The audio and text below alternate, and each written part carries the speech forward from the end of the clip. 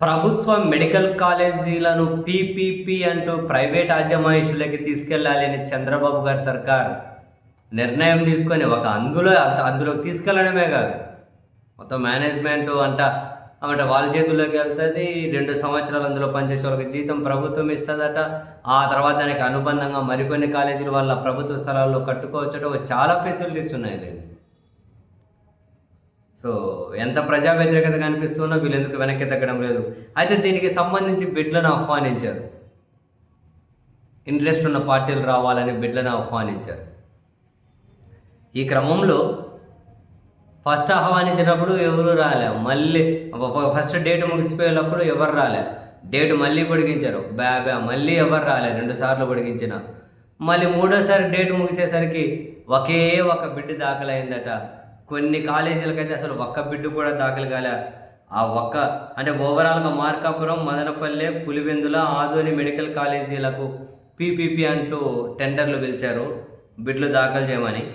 ఒక ఆదోని మెడికల్ కళాశాల నిర్మాణానికి మాత్రం కిమ్స్ సంస్థ బిడ్డు దాఖలు చేసిందట. మార్కాపురం, మదనపల్లె, పులివెందుల కాలేజీలకు ఒక్కరు కూడా ముందుకు రాలేదు. ఒక్క బిడ్డింగ్ వేసే వాళ్ళు కూడా ఒక్కరు కూడా ముందుకు రాలేదు ఆ బిడ్లు వేసేకి. సో వాస్తవానికి దీనికి కారణమైంది అనేది చర్చిస్తామని అధికారులు చెప్పారట. ఈ టెండర్ల ప్రకటన అనంతరం వైద్య ఆరోగ్య శాఖ అధికారులు నిర్వహించిన ప్రీ బిడ్ సమావేశాలకు 5 సంస్థలు హాజరయ్యాయట. ప్రభుత్వం నుంచి వాళ్ళ కీలక వివరణలు కూడా తీసుకున్నారట. టెండర్ల దాఖలు గడువును పొడిగించాలని కోరితే 2 సార్లు పొడిగించారట. 2 సార్లు పొడిగించారట. అయినా కూడా నో యూజ్, ఎవరు బిడ్ వేయలేదు. చాలా బిడ్లు దాఖలు అవుతాయని అధికారులు భావించారట. ఎవరు బిడ్లు వేయలేదట.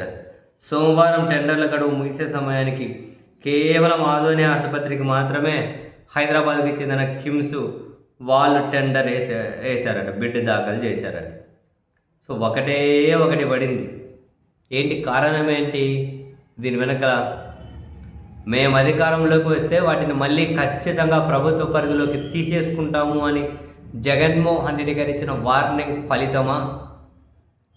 ప్రభుత్వం మీద వ్యతిరేకత ఉంది. ఆ వ్యతిరేకత ముఖ్యమంత్రి గారి మాటల్లో కూడా బయటపడుతూ ఉంది. ప్రభుత్వ ముఖ్యుల మాటల్లో ఆ ఫ్రస్ట్రేషన్ కనిపిస్తూ ఉంది.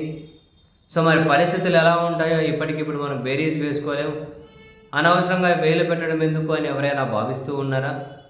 ఇవేమీ కాకుండా దీని వెనక కూడా ప్రభుత్వ పెద్దల గేమ్ ఏదైనా ఉందా? తెలియదు. దీని వెనకలో కూడా ఏదైనా గేమ్ ఉందా? ఈ విషయం తెలియాలి అంటే ఇప్పుడు ఈ పీపీపీ విధానానికి సంబంధించి ప్రభుత్వం ఏ నిర్ణయం తీసుకోబోతుందో దాన్ని బట్టి మనకు ఒక క్లారిటీ వస్తుంది. చూద్దాం.